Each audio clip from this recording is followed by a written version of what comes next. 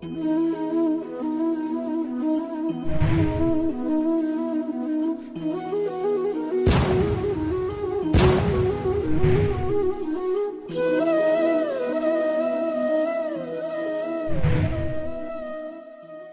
लोग देखेंगे class 9th के हिस्ट्री सब्जेक्ट में चैप्टर 2 के क्वेश्चन आंसर को। तो चैप्टर 2 में हम लोगों ने देखा था कि सोशलिज्म इन यूरोप और रशियन रिवॉल्यूशन किस तरह से होता है। तो इसमें जो आपके कुछ मोस्ट इम्पॉर्टेंट जो बोर्ड के एग्ज़ाम के कंडीशन के हिसाब से क्वेश्चंस हैं वो ये हैं कि जैसे what were the social economic and political condition in Russia before 1905। 1905 के पहले जो है किस तरह की सोशल और इकोनॉमिक और पॉलिटिकल कंडीशन रही रशिया में। तो इसमें वैसे तो बहुत सारा चीज़ हम लोगों ने देखा है वीडियो में। देन सोशल कंडीशन, तो सोशल कंडीशन में हम लोग इसमें ये इतना लिख सकते हैं कि जो 85% थी रशिया की पॉपुलेशन वो क्या करती थी, वो एग्रीकल्चरिस्ट थी और इंडस्ट्री जो थे वो बहुत ज़्यादा नहीं हुआ करते थे, but rarely in which most of was privately own. तो अधिकतर जो इंडस्ट्रीज़ थी वो किसकी थी, प्राइवेट तरीके से, मतलब जिनकी लैंड हुआ करती थी उन्हीं की फैक्ट्री वगैरह भी हुआ करती थी, इंडस्ट्री हुआ करती थी, तो बहुत कम ही हुआ करती थी, बहुत ज़्यादा प्राइवेट तरीके से। Workers were divided on the basis of their option. जो वर्कर्स थे वो कैसे थे, वहाँ पे सब डिवाइडेड थे, सबके अलग अलग ड्रेस हुआ करते थे और उसमें जो जिस तरह के काम करता था उनको उस तरह के ड्रेस वगैरह करके डिवाइड किया गया था। और मेनली रूप से अगर देखें तो जो माइग्रेटेड के लोग आके फैक्ट्री में काम किया करते थे। The peasant community was deeply religious. जो पीजेंट की कैटेगरी थी ना वो लोग बहुत ज़्यादा धार्मिक हुआ करते थे, धार्मिक विचारों को हुआ करते थे, but did not care much about the nobility. और वो लोग जो है जो नोबल लोग थे उन लोगों के प्रति जो है बहुत ज़्यादा केयर नहीं करते थे, मतलब उनका बहुत ज़्यादा सम्मान नहीं करते थे, उनकी बातों को बहुत ज़्यादा इंपॉर्टेंस नहीं दिया करते थे। They believe that land must be divided among themselves. उनका ऐसा मानना होता था कि जो ज़मीन है वो उन लोगों में डिवाइड होके होना चाहिए, मिलना चाहिए सबको। जो नोबल कैटेगरी के लोगों के पास अधिक से अधिक ज़मीन है वो ऐसा नहीं होना चाहिए, ये सब उन लोगों को पसंद नहीं होता था पीजेंट को। सेकेंड इसमें हम लोग बना के लिख सकते हैं इकोनॉमिक कंडीशन। इकोनॉमिक कंडीशन क्या थी वहाँ की, तो Russia was going through bad period economically. बहुत ज़्यादा बुरा स्थिति रहा वहाँ पे। जो प्राइसेस थे ज़रूरी चीज़ों के वो बहुत ज़्यादा बढ़ रहे थे, राइज हो रहे थे। जो वेजेस थे वो डिक्रीज हो गई थी कितना 20%। और इस तरह से जो है ना बहुत ज़्यादा सेंट पीटर्सबर्ग में स्ट्राइक वगैरह किए गए। तो जो स्ट्राइक था एक सीरीज़ टाइप का इवेंट यहाँ से फिर स्टार्ट हो जाता है और वहाँ पे रसिया में स्ट्राइक पे स्ट्राइक होने लगते हैं और इसी को बेसिकली 1905 रिवॉल्यूशन भी जाना जाता है। During this revolution there were strikes all over the country. जैसे ये रिवॉल्यूशन होता है उसके बाद से पूरे रसिया में जो है धीरे धीरे रिवॉल्यूशन स्ट्राइक्स वगैरह होने लगते हैं। जो यूनिवर्सिटीज़ थी वो क्लोज कर दी जाती हैं, बंद कर दी जाती हैं और बहुत सारे जो प्रोफेशनल वर्कर्स थे उन लोगों के जो यूनियंस थे ना, यूनियन ये सब जो है इस्टेब्लिश होने लगे, यानी बनने लगे थे। और ये लोग क्या डिमांड करते थे, ये लोग demanding the establishment of the constituent assembly. ये मांग करते थे कि भाई हमारे यहाँ भी अब कॉन्स्टिट्यूएंट असेंबली होनी चाहिए। तो इतना हम लोग इसमें लिख सकते हैं। अब थर्ड नंबर पॉलिटिकल पे अगर हम लोग नज़र डालें तो पॉलिटिकल क्या कंडीशन रही है, इसमें लिख सकते हैं हम लोग जो पॉलिटिकल पार्टीज़ थी वो इलीगल मानी जाती थी 1914 के पहले। और जो रसिया थी वो सोशल डेमोक्रेटिक वर्कर्स पार्टी जो है बनी थी वहाँ पे कब 1898 में, जो कि सोशलिस्ट और किस्तों से तो ये मार्क्स के आइडियाज़ से बनाई गई थी। 1903 में जो ये पार्टी थी है जो है दो ग्रुप में डिवाइड हो गई थी, एक मेन सेविक में और दूसरा बोल सेविक में। तो जो बोल सेविक थे ये लोग मेजॉरिटी रूप में थे, ठीक है। और बहुत ज़्यादा लेनिन जो थे उनको रिगार्ड में लोग ग्रेटेस्ट थिंकर के रूप में जाना जाता था इन लोगों को। और सोशलिज्म में अगर देखें तो मार्क्स की बातों को भी बहुत ज़्यादा लिया जाता था। और तो इस तरह से इतने तीन टॉपिक को हम लोग बना के इसमें लिख सकते हैं। नेक्स्ट क्वेश्चन की तरफ चलते हैं हम लोग। नेक्स्ट क्वेश्चन में आपसे पूछा जा रहा है कि in what ways was the Russia working population in Russia different from other countries in Europe before 1917। 1917 में जो वर्किंग पॉपुलेशन रही है रशिया में वो किस तरह से दूसरे देशों की अपेक्षा अलग है, किस तरह से डिफरेंट है उसमें।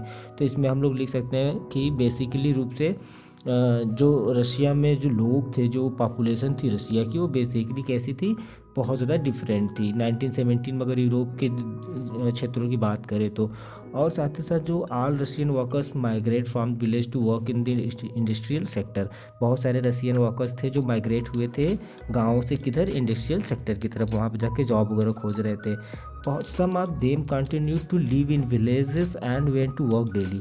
कुछ लोग उनमें से कैसे थे जो डेली अप डाउन किया करते थे, घर से गांव से अपने जाते थे शहर और काम करके शाम को फिर अपने घर वापस आ जाते थे, ठीक है। They were divided group socially and professionally and this showed in their dresses and manners to.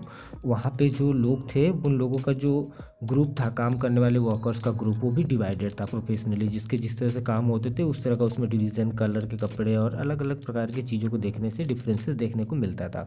और साथ ही साथ इनके मैनर्स के द्वारा अगर देखें, इनके ड्रेस के द्वारा, तो भी हमें इनमें डिफरेंस देखने को मिलता था। मेटल वर्कर जो थे वहाँ पे, वो बहुत ज़्यादा एरिस्टोक्रेट्स दिखाया करते थे वर्किंग क्लास में, क्योंकि उनके जो व्यवसाय थे ना वो बहुत ज़्यादा ज़रूरत होता था उसमें ट्रेनिंग की और स्किल की। कौन से लोगों में? जो मेटल के काम करते थे, ये लोग अपने आप को एरिस्टोक्रेट्स के रूप में दिखाते थे, अपने आप को तानाशाही, अपने आप को बड़ा दिखाते थे, क्योंकि इन लोगों को ऐसा लगता था कि भाई इनके जो काम है ये सबके बस के नहीं है, इसके लिए ट्रेनिंग और स्किल की ज़रूरत होती है।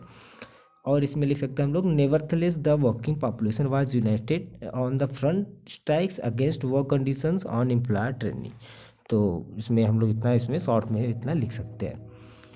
थर्ड क्वेश्चन है, why did the tsarist autocracy collapse in 1917? 1917 में जो जारिस्ट ऑटोक्रेसी चल रही थी वो किस तरह से कोलैप्स हो गई, क्यों हो गई? ठीक है, इसमें हम लोग लिख सकते हैं कि जो जार थे उन्होंने जो है पहला डिसमिस कर दिया था ड्यूमा पार्लियामेंट, रशिया में कहा जाता है ड्यूमा को।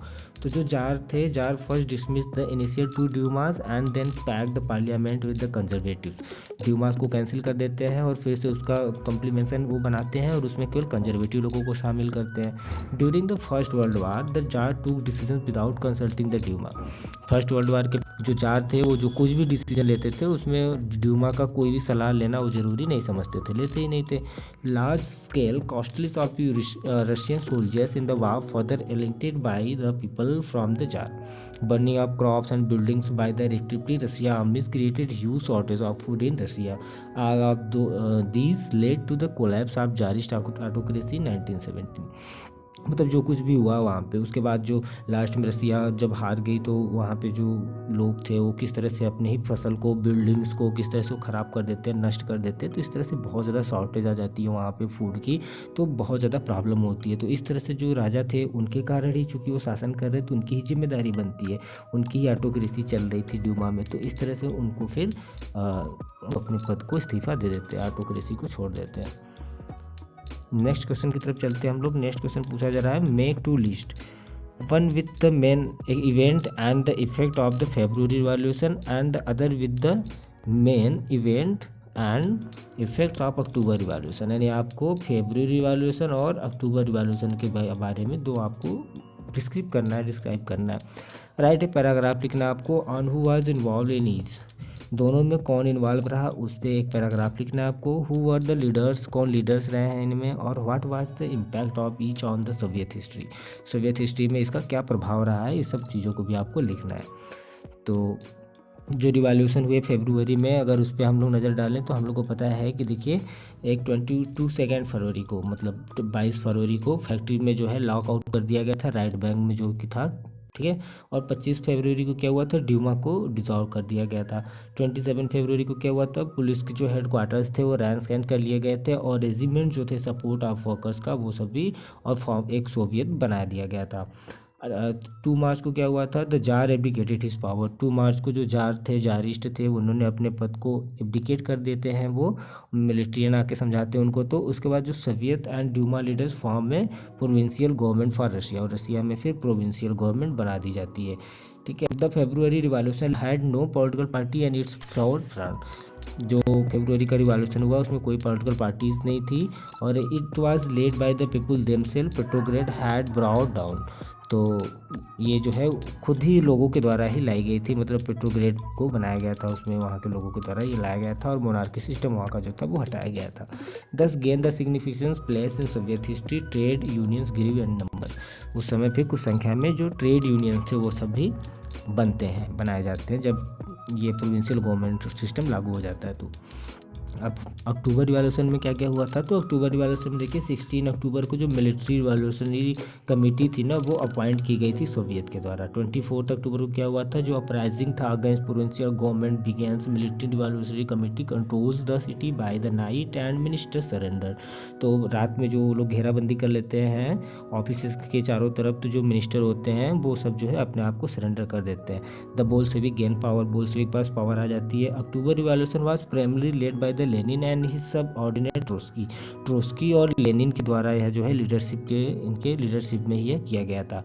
And involve the masses who supported these leaders, जो इन लीडर को सपोर्ट करते थे वो लोग भी इनके साथ काफ़ी भीड़ भाड़ में सपोर्ट करते हैं। It marked beginning of the लेनिन्स rules over the Soviet with the Bolshevik under his guidance. उनके ही गाइडेंस के रूप में ही यहाँ पे जो है लोग जो है रिवॉल्यूशन यहाँ पे लाते हैं।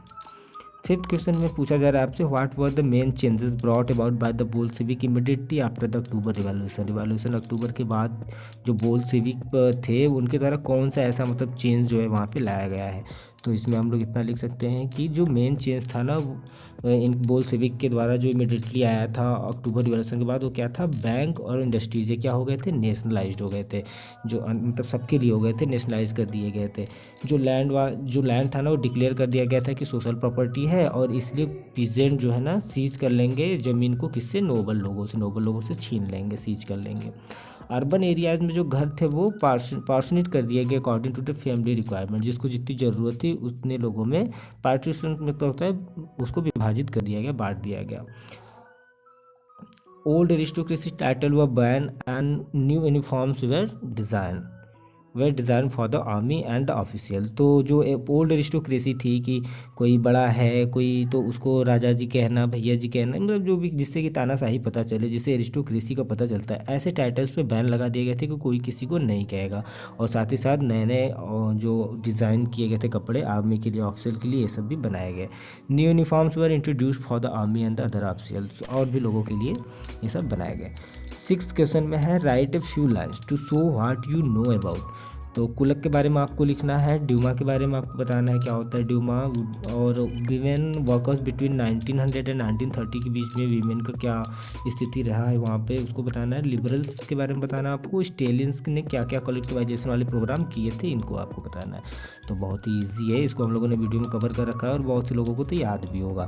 तो चलिए देख लेते हैं इसमें हम लोग लिख सकते हैं पहले, it is a Russian term for wealthy peasant who is telling believe herding grains to gain more profit. By 1927-28 the town Soviet Russia were facing acute problem of the grain supplies.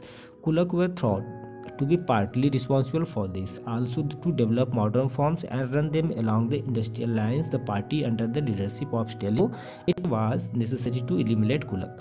तो कुलक मतलब एक ऐसा जो जिनके पास छोटे छोटे ज़मीन के पार्ट होते थे, जिनके पास कम खेती होती थी खेती के लिए, तो वो लोग को कुलक कहा गया है। तो कुलक मतलब कि उन लोगों को हटा के बहुत से बड़े उसको लैंड को डेवलप करके वहाँ पे जो है अच्छे से खेती की जाए, जिससे कि अधिक से अधिक गेन हो, ऐसा जो है स्टेलिन का वो था, वो जाके वहाँ पे लोगों को समझाते हैं। During the 1905 revolution the tsar allowed the creation of an elected consultative parliament in Russia.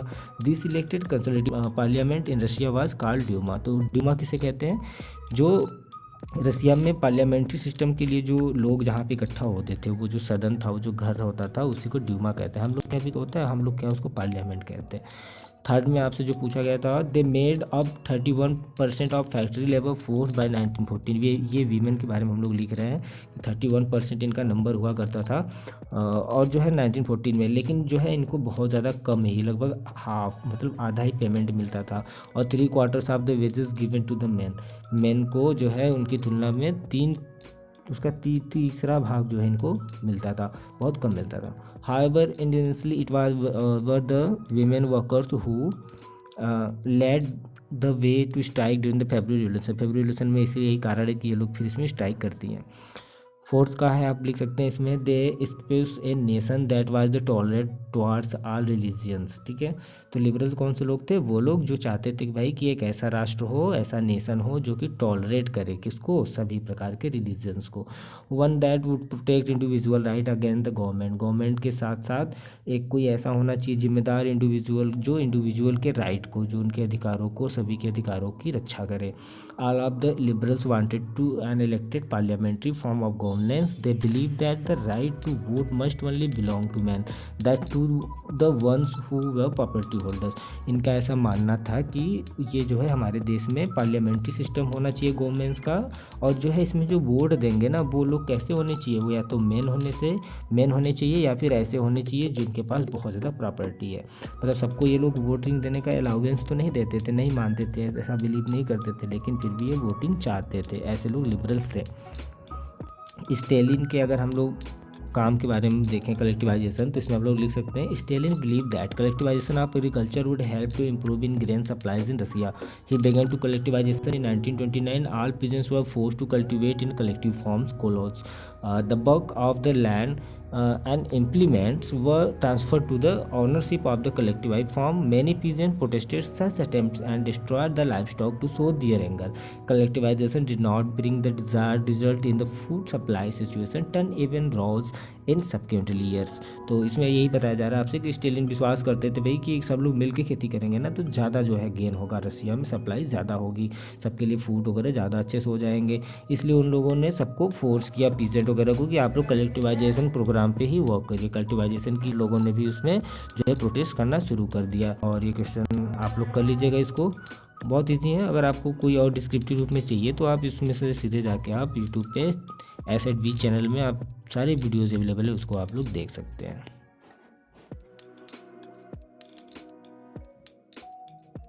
Okay, तो वीडियो कैसा लगा? अच्छा लगा तो लाइक कीजिए, चैनल को सब्सक्राइब कीजिए।